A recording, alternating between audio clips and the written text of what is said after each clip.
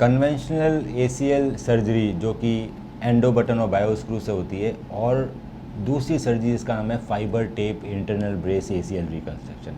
आखिर इन दोनों सर्जरीज़ के अंदर जो ग्राफ्ट लिया जाता है उसमें क्या डिफरेंस है दोस्तों, आज हम इससे बात करेंगे।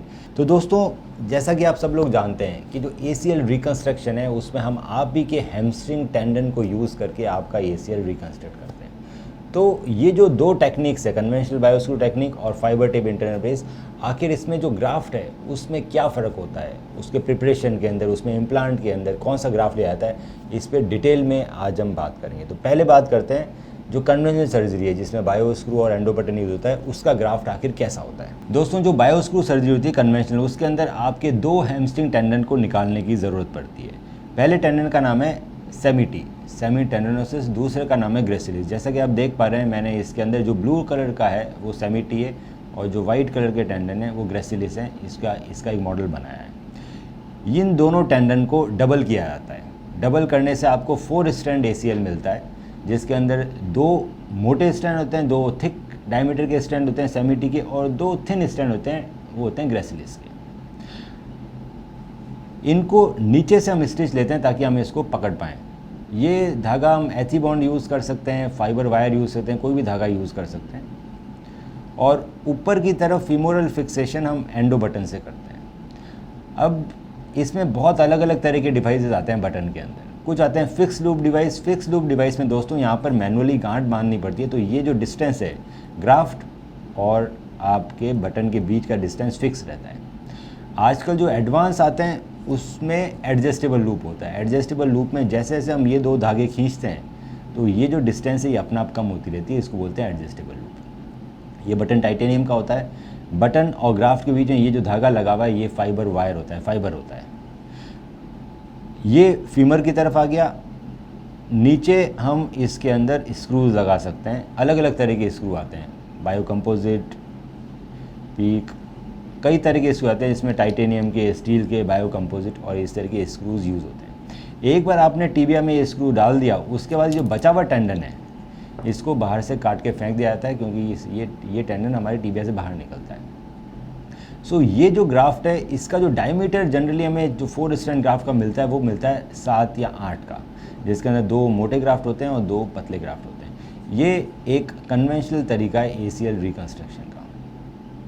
दूसरा तरीका आता है फाइबर टेप इंटरनल ब्रेस। उसके अंदर दोस्तों जो बटन ऊपर लगा हुआ था, जो कन्वेंशनल तरीके में जो बटन लगा हुआ था वो सेम बटन हम ऊपर यूज़ करते हैं। मैं प्रेफर करता हूं कि हम इसमें एडजस्टेबल लूप यूज़ करें। टाइट्रो पार्टी यूज़ करता हूं मैं, आर्थरेक्स कंपनी का।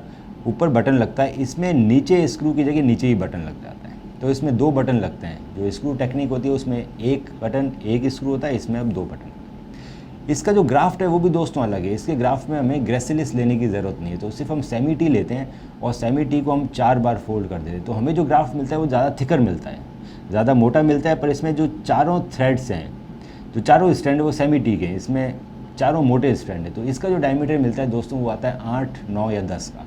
तो काफ़ी अच्छा ग्राफ्ट हमें थिकनेस मिलती है। बटन लगाने से ये एडवांटेज होता है दोस्तों कि बटन लगाने से हम इसमें फाइबर टेप लगा सकते हैं। ये फाइबर टेप है, तो फाइबर टेप आपके बटन से बटन जाती है और ये आपके ग्राफ्ट से जुड़ी भी नहीं रहती है, ये अलग रहती है। इसका काम ये होता है, हमारा जो नया ग्राफ्ट जो हमने बनाया है दोस्तों, जब हमने उसको बॉडी से निकाला तो उसके सारे ब्लड वेसल्स हमने कट कर दिए। इसी कट करने के बाद ही वो बॉडी से निकला है। उसको वापस हमने फोल्ड करके, इन दोनों ही सर्जरी में वापस उसको फोल्ड करके बॉडी के अंदर डाला है। तो इस जो नया ग्राफ्ट है इसको खाना नहीं मिलता है बहुत लंबे समय तक। इनको 3 महीने लगते हैं बोन से चिपकने में, और उसके बाद इसका वेस्कुलराइजेशन, मतलब उसमें ब्लड वेसल्स ग्रो करने लगती है। तो 6 मंथ तक ये आपका जो नया ग्राफ्ट है बहुत वीक रहता है। इतना वीक रहता है कि इसको बहुत संभाल के रखना पड़ता है। इसीलिए एसीएल सर्जरी के बाद बहुत सारे डॉक्टर रिकमेंड करते हैं कि आप कम से कम 45 डेज़ तक पाँव ज़मीन पर मत रखो, वॉकर से चलो, धीरे धीरे नी बैंड करो। 4 मंथ्स के अंदर कहीं जाके जॉगिंग कर पाते हैं, 6 to 9 मंथ्स में रनिंग कर पाते हैं। जब आप इंटरनल ब्रेस यूज़ करते हैं तो ये इंटरनल ब्रेस आपके नए लिगामेंट को बचा के रखता है। ये इसको ना लंबा होने देता है, ना खींचने देता है, ना फटने देता है, ऐसे कि कार का सीट बेल्ट होता है। इसकी वजह से आप ऑपरेशन के अगले दिन ही पूरा वेट डाल सकते हैं। क्यों डाल सकते हैं? वेट डालोगे तो ये ढीले नहीं हो सकते, क्योंकि फाइबर टेप इसको बचा के रखा हुआ है। अगले दिन से हम अब लगभग 100 डिग्री पैर बैंड कर देते हैं। 1 महीने में हम जॉगिंग कर सकते हैं और दोबारा रनिंग हम 3 मंथ्स में चालू कर दें। ऑपरेशन के 6 महीने के अंदर कल को अगर आप गिर जाते हैं, फिसल जाते हैं, तो ये टूटेगा नहीं, क्योंकि ये आपको बचा लेगा। 6 महीने तक जब तक लिगामेंट हमारा नया जो लिगामेंट है वो कमज़ोर है, तब तक हमें प्रोटेक्शन की ज़रूरत है। इस वजह से इसकी रिहेबिलिटेशन फास्ट होती है और फेलियर रेट कम होते हैं, क्योंकि अगर आप ऑपरेशन के बाद गिर गए तो ये आपको टूटने से और ढीले होने से बचा लेगा फाइबर टेप। दूसरा, ये जो बटन है इसमें इनिशियली बटन और जो ग्राफ्ट है इसके बीच में फाइबर वायर था, जैसे कि हमने देखा दोनों में फाइबर वायर है।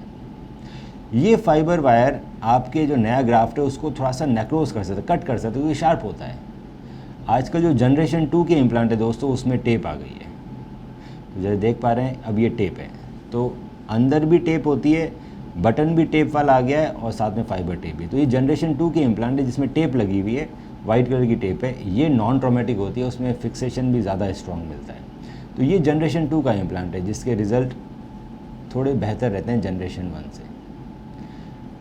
ये है 2 मेजर डिफरेंस आपके ACL सर्जरी के ग्राफ्ट के अंदर। तो दोस्तों जैसा कि आपने देखा, इन दोनों ही सर्जरीज़ के अंदर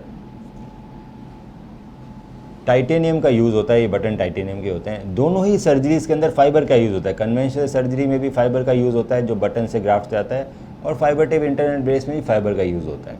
सो इन दोनों ही सर्जरी में टाइटेनियम और फाइबर का यूज़ होता है। अगर आपके MRI में किसी भी तरह का ACL tear, PCL tear, meniscus या कोई और इंजरी लिखी हुई है और आप समझ नहीं पा रहे हैं कि आखिर इसका सबसे अच्छा ट्रीटमेंट क्या रह सकता है, तो आप हमें अपनी MRI व्हाट्सएप कीजिए और मैं उसको डिटेल में स्टडी करके उसका ओपिनियन देंगे बिना कोई फीस लिए।